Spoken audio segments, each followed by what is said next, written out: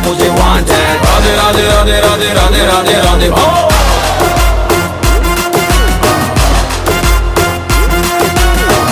Downtown in the city I'm a wanted, सारे लोग सारा बोले मुझे वांट है। दिल से मोहब्बत थोड़ी ज्यादा मुझे वांट है। राधे राधे राधे राधे राधे राधे राधे हो।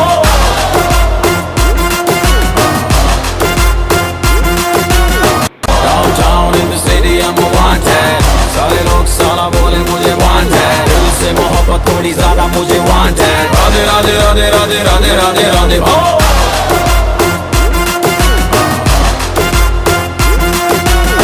Downtown in the city I'm a wanted, सारे लोग सारा बोले मुझे वांट है। दिल से मोहब्बत थोड़ी ज्यादा मुझे वांट है। होने लगा तुमसे प्यार, मेरा दिल बेकरार, इश्क की हदों से पार होने लगा बेशुमार, जाने क्यों तुझी पे यार, तुझसे ज्यादा एतबार होने लगा तुमसे प्यार, मेरा दिल बेकरार, इश्क की हदों से पार होने लगा बेशुमार, जाने क्यों तुझी पे यार, तुझसे ज्यादा एतबार होने लगा तुमसे प्यार, मेरा दिल बेकरार, इश्क की हदों से पार होने लगा सपनों में हो आज देखा दे मुझे सब करके।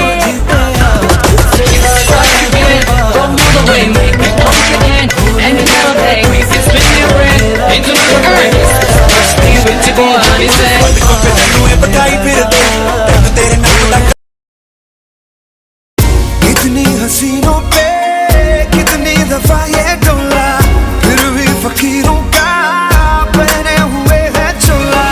उतर की शीशी है जहाँ भी खुल जाए, हवा में घुल जाए दिल जोगीदार फन।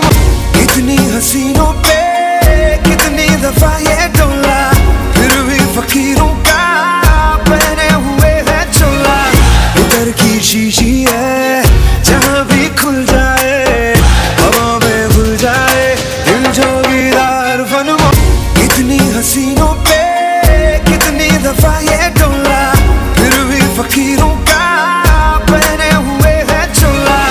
उतर की शीशी है जहाँ भी खुल जाए, हवा में घुल जाए दिल जोगीदार फन। कितनी हसीनों पे कितनी दफा ये डोला, फिर भी फकीरों का पहने हुए है चोला।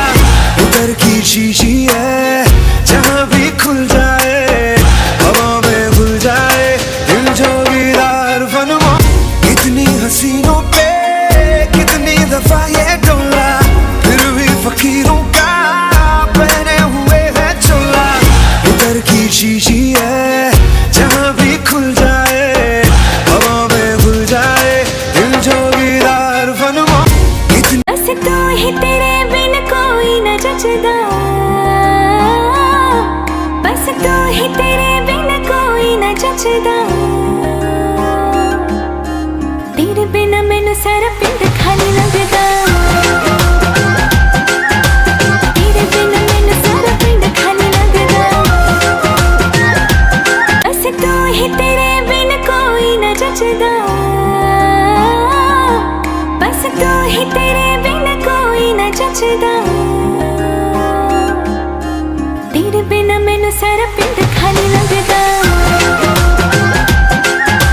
तेरे बिना मैनू सारा पिंड खाली लगदा। बस तू ही तेरे बिन कोई न जचदा, बस तू ही तेरे बिन कोई न जचदा। तेरे बिना मैनू सारा पिंड खाली लगदा, तेरे बिना मैनू सारा पिंड खाली लगदा। बस तू ही तेरे बिन कोई न जचदा, बस तू ही तेरे बिन कोई न जचदा। तेरे बिना मैनू सारा पिंड खाली लगदा, तेरे बिना मैनू सारा पिंड खाली लगदा।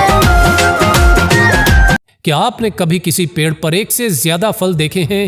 दोस्तों, यह है दुनिया का सबसे अद्भुत, सबसे अनोखा पेड़। जिस पर लगते हैं बेर, आड़ू, चेरी, बादाम, खुबानी और ऐसे ही 40 तरह के अन्य फल। जी हाँ दोस्तों, 40 तरह के अलग अलग फल एक ही पेड़ पर। ट्री ऑफ 40 के नाम से फेमस इस अविश्वसनीय पेड़ को विकसित किया है अमेरिका के प्रोफेसर सैम वॉन ने, जो स्वयं वैसे तो विजुअल आर्ट के प्रोफेसर हैं, लेकिन बचपन से ही उनकी रुचि पेड़ पौधों में रही है। उनकी इस दिलचस्पी के कारण ही उन्होंने 2008 में एक बंद होने की कगार पर खड़े बगीचे को लीज पर ले लिया, जहां 200 तरह की खुबानी, बेर और कई दुर्लभ प्रजाति के पेड़ पौधे भी थे। यहाँ सैम ने ग्राफ्टिंग टेक्निक की मदद से 9 साल की निरंतर मेहनत से इस अविश्वसनीय काम को अंजाम दिया। आज इस पेड़ की कीमत 19 लाख रुपए है। अजीब है मगर सच है। और ऐसे इंटरेस्टिंग वीडियोस के लिए सब्सक्राइब करके बेल के बटन को दबाना ना भूलें। आज हम आपको भगवान श्री कृष्ण की 7 ऐसी प्रतिमाओं के बारे में बताने जा रहे हैं, जिसके बारे में सुनकर नासा के वैज्ञानिक भी हैरान हो गए थे। और इन प्रतिमाओं के पीछे के रहस्य को जानकर आप भी भगवान श्री कृष्ण के आगे नतमस्तक हो जाएंगे। तो चलिए दोस्तों, इस खास वीडियो को अंत तक जरूर देखिएगा, क्योंकि आज हम उजागर करने जा रहे हैं भगवान श्री कृष्ण के 7 खास मूर्तियों का रहस्य। वृंदावन वह स्थान है जहां भगवान श्री कृष्ण ने बाल लीलाएं की और अनेक राक्षसों का वध किया। यहाँ श्री कृष्ण के विश्व प्रसिद्ध मंदिर भी हैं। आज चलिए जानते हैं 7 चमत्कारी श्री कृष्ण की प्रतिमाओं के बारे में। दोस्तों, इन 7 प्रतिमाओं में से 3 तो आज भी वृंदावन के मंदिरों में स्थापित हैं और बाकी की 4 अन्य जगहों पर मौजूद है। सबसे पहला है गोविंद देव जी मंदिर, जो कि जयपुर में है। रूप गोस्वामी को श्री कृष्ण की यह मूर्ति वृंदावन के गौमा टीला नामक स्थान में मिली थी, वो भी 1535 वर्ष पहले।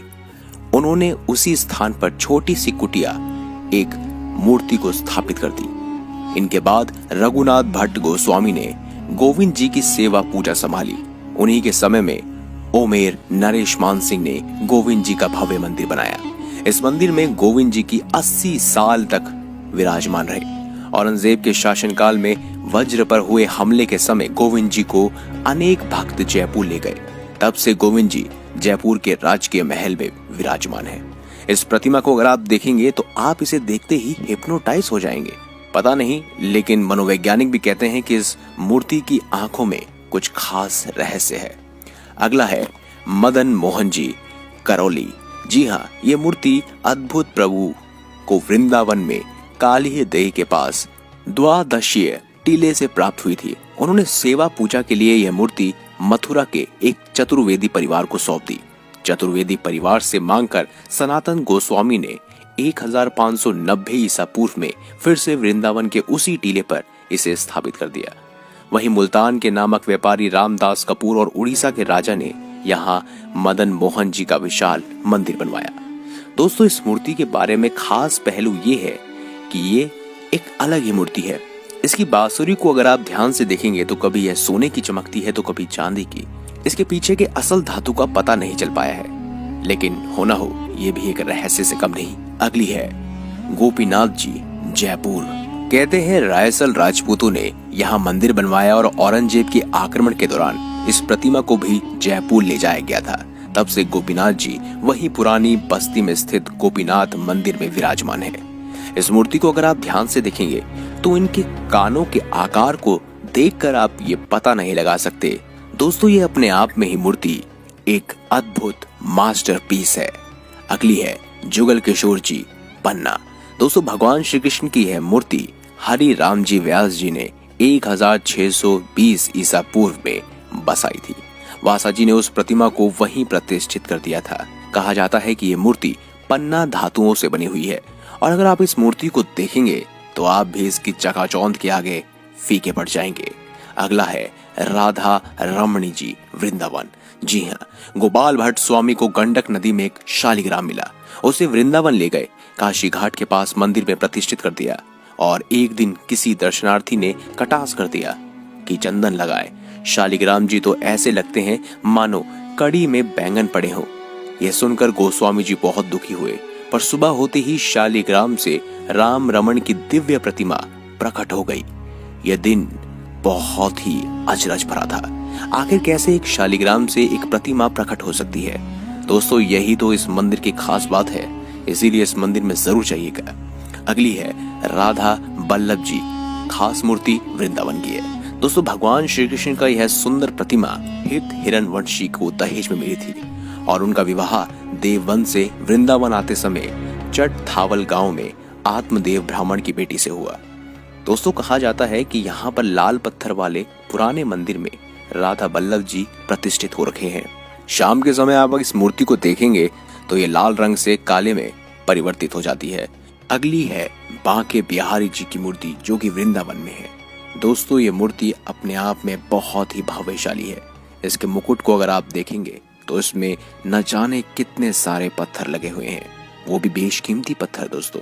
कोई प्लेटिनियम, टाइटेनियम, ब्रांज, तांबा, इसके अलावा सोना, चांदी और इसके अलावा बहुत सारे अन्य बेशकीमती धातु। तो दोस्तों कभी भविष्य में मौका मिले तो इन सभी मूर्तियों को जरूर देखने जाइएगा। हर पल मेरी याद तुम्हें तड़पाएगी, मैं जागूंगा नींद। छोरी फ्लावर पोटर खुशबू आवे महकी महकी, जब बहर पलाजो चले चाल तेरी लागे बहकी बहकी। पूरा शहर से टचू हो जा रहा, शहर से टचू हो जा रहा, ना घनी सिंगर के चाले कमर तेरी कमर तेरी लेफ्ट राइट हाल, कमर तेरी लेफ्ट राइट हाल, कमर तेरी लेफ्ट राइट हाल, कमर तेरी लेफ्ट। छोरी फ्लावर पोटर खुशबू आवे महकी महकी, जब बहर पलाजो चले चाल तेरी लागे बहकी बहकी। पूरा शहर से टचू हो जा रहा, शहर से टचू हो जा रहा, ना घनी सिंगर के चाले कमर तेरी कमर तेरी लेफ्ट राइट हाल, कमर तेरी लेफ्ट राइट हाल, कमर तेरी लेफ्ट राइट हाल, कमर तेरी लेफ्ट। छोरी फ्लावर पोटर खुशबू आवे महकी महकी, जब बहर पलाजो चले चाल तेरी लागे बहकी बहकी। पूरा शहर से टचू हो जा रहा, शहर से टचू हो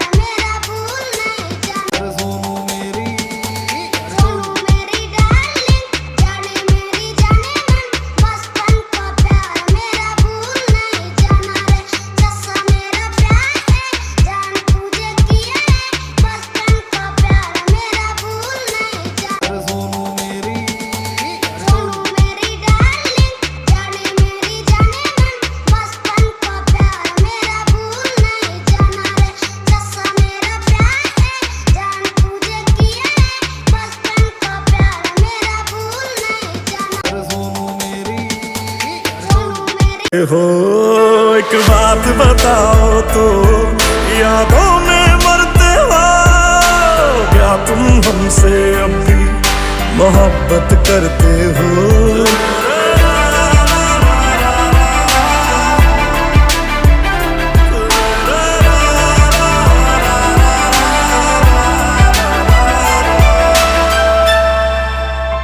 हो एक बात बताओ तो, यादों में मरते हो क्या तुम हमसे अब भी मोहब्बत करते हो?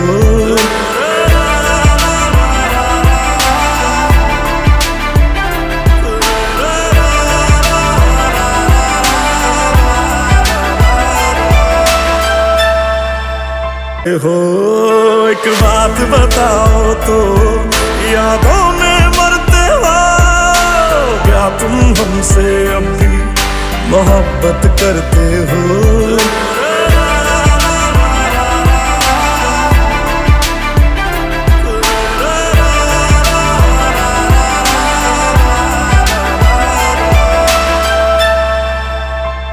हो एक बात बताओ तो, यादों में मरते हो क्या तुम हमसे अब भी मोहब्बत करते हो? महाभारत के युद्ध में कौरवों की और 11 अक्षौहिणी सेना और पांडवों की ओर से 7 अक्षौहिणी सेना ने भाग लिया था। यानी इस युद्ध में सभी महारथियों की सेनाओं को मिलाकर करीब 50 लाख से ज्यादा लोगों ने भाग लिया था। लेकिन ये अब सवाल उठता है कि इतनी विशालकाय सेना के लिए युद्ध के दौरान भोजन कौन बनाता था और कैसे ये सब प्रबंध करता रहा होगा? सबसे बड़ा सवाल यह है कि जब हर दिन हजारों लोग मारे जाते थे तो शाम का खाना किस हिसाब किताब से कैसे बनता रहा होगा? सोच कर देखिए कितना मुश्किल प्रिपोजिशन है ये। दर्शकों, आइए जानते हैं आज के इस वीडियो में वो गूढ़ रहस्य कि कैसे पोषण मिलता था महाभारत के सैनिकों को। महाभारत को सही मायने में हम विश्व का प्रथम विश्व युद्ध भी कह सकते हैं, क्योंकि उस समय शायद ही कोई ऐसा राज्य था जिसने इस युद्ध में भाग न लिया। उस काल में आर्यव्रत के समस्त राजा या तो कौरव या पांडवों के पक्ष में खड़े दिख रहे थे। हम सभी जानते हैं कि बलराम और रुक्मणी ये 2 ही व्यक्ति थे जिन्होंने इस युद्ध में भाग नहीं लिया था। किंतु एक और राज्य ऐसा था जो युद्ध क्षेत्र में होते हुए भी युद्ध से अलग था, और वो था दक्षिण का उडुपी। महाभारत में वर्णित कथा के अनुसार जब उडुपी के राजा अपनी सेना सहित कुरुक्षेत्र पहुंचे तो कौरवों और पांडवों दोनों ने उन्हें अपने पक्ष में लेने का प्रयत्न करा। लेकिन उडुपी के राजा बहुत दूरदर्शी थे। उन्होंने श्री कृष्ण से पूछा, हे माधव, दोनों ओर से जिसे देखो युद्ध के लिए लालायित दिखता है, किंतु क्या किसी ने सोचा है कि दोनों ओर से उपस्थित इतनी विशाल सेना के लिए भोजन का प्रबंध कैसे होगा? इस पर श्री कृष्ण ने कहा, महाराज, आपने बिल्कुल सही सोचा है। आपके इस बात से मुझे प्रतीत होता है कि आपके पास इसकी कोई योजना है। अगर ऐसा है तो कृपया बताएं। उसके बाद उडुपी के राजा ने कहा, सत्य तो यह है कि भाइयों के बीच हो रहे इस युद्ध को मैं उचित नहीं मानता। इसी कारण इस युद्ध में इच्छा मुझे नहीं है, किंतु ये युद्ध अब टाला भी नहीं जा सकता। इस कारण मेरी ये इच्छा है कि मैं अपनी पूरी सेना के साथ यहाँ उपस्थित समस्त सेनाओं के भोजन का प्रबंध करूं। इस पर श्री कृष्ण मुस्कुराते हुए बोले, महाराज, आपका विचार अति उत्तम है। इस युद्ध में लगभग 50 लाख योद्धा भाग लेंगे, और अगर आप जैसे कुशल राजा उनके भोजन के प्रबंध को देखेंगे तो हम सब उस ओर निश्चिंत रहेंगे। श्री कृष्ण ने कहा, वैसे मुझे पता है कि सागर जितनी इस विशाल सेना का भोजन प्रबंध करना आपकी और भीमसेन के अतिरिक्त किसी के लिए भी संभव नहीं है, किंतु भीमसेन इस युद्ध से विरक्त नहीं हो सकते। अतः मेरी आपसे यह प्रार्थना है कि आप अपनी सेना सहित दोनों ओर की सेनाओं के भोजन का भार संभालें। इस प्रकार उडुपी के राजा ने सेना के भोजन का भार संभाला। पहले दिन उन्होंने उपस्थित सभी के लिए भोजन का प्रबंध किया। उनकी कुशलता ऐसी थी कि दिन के अंत तक गिन के एक भी दाना बर्बाद नहीं होता था। जैसे जैसे दिन बीतते गए योद्धाओं की संख्या बहुत ही कम होती गई। दोनों ओर के योद्धा ये देख के आश्चर्यचकित हो जाते थे कि हर दिन के अंत तक उडुपी नरेश केवल उतने ही लोगों के लिए भोजन बनाते थे जितने वास्तव में उपस्थित रहते थे। किसी को समझ नहीं आ रहा था कि उन्हें कैसे पता चल जाता है कि आज कितने योद्धा मृत्यु गति को प्राप्त होंगे, ताकि उस आधार पर भोजन की व्यवस्था की जा सके। इतनी विशाल सेना के भोजन के प्रबंध करना अपने आप में ही एक आश्चर्य था, और उस पर भी इस प्रकार के अन्न का एक भी दाना बर्बाद न हो, यह तो किसी चमत्कार से भी कम नहीं था। अतः 18वें दिन युद्ध समाप्त हुआ और पांडवों के राज्याभिषेक के दिन युधिष्ठिर से रहा नहीं गया, और उन्होंने उडुपी नरेश से पूछ ही लिया, हे महाराज, समस्त देशों के राजा हमारी प्रशंसा कर रहे हैं, कि किस प्रकार हमने कम सेना होते हुए भी उस सेना को परास्त कर दिया जिसका नेतृत्व पितामह भीष्म, गुरु द्रोण, ज्येष्ठ भ्राता जैसे महारथी कर रहे थे। किंतु मुझे लगता है कि हम सबसे अधिकांश प्रशंसा के पात्र आप हैं, जिन्होंने न केवल इतनी विशाल सेना के लिए भोजन का प्रबंध किया, अपितु ऐसा प्रबंध किया कि एक दाना भी अन्न का व्यर्थ न हो पाया। मैं आपसे इस कुशलता का रहस्य जानना चाहता हूँ। इस पर उडुपी नरेश ने मुस्कुराते हुए कहा, सम्राट, आपने जो इस युद्ध में विजय पाई है उसका श्रेय किसे देंगे? इस पर युधिष्ठिर ने कहा, श्री कृष्ण के अतिरिक्त इसका श्रेय किसी और को जा नहीं सकता। अगर वे ना होते तो कौरव सेना को परास्त करना असंभव था। तब उडुपी नरेश ने कहा, हे महाराज, आप जिसे मेरा चमत्कार कह रहे हैं वो श्री कृष्ण का ही प्रताप है। ऐसा सुनकर वहां उपस्थित सभी लोग आश्चर्यचकित हो गए।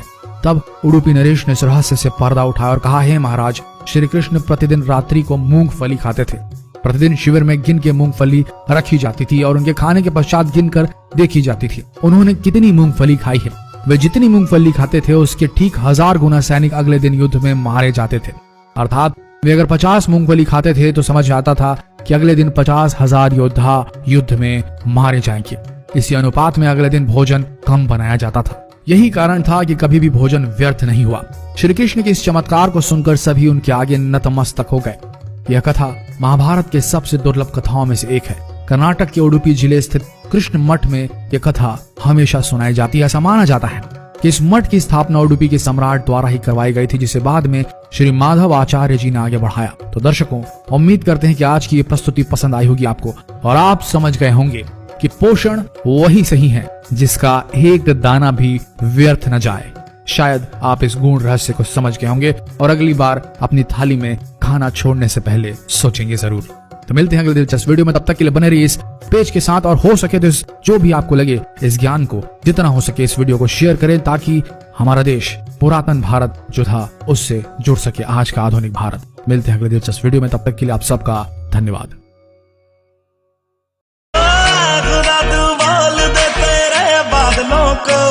मेरा यार हंस रहा है, बारिश की जाए, यार हंस रहा है, बारिश की जाए।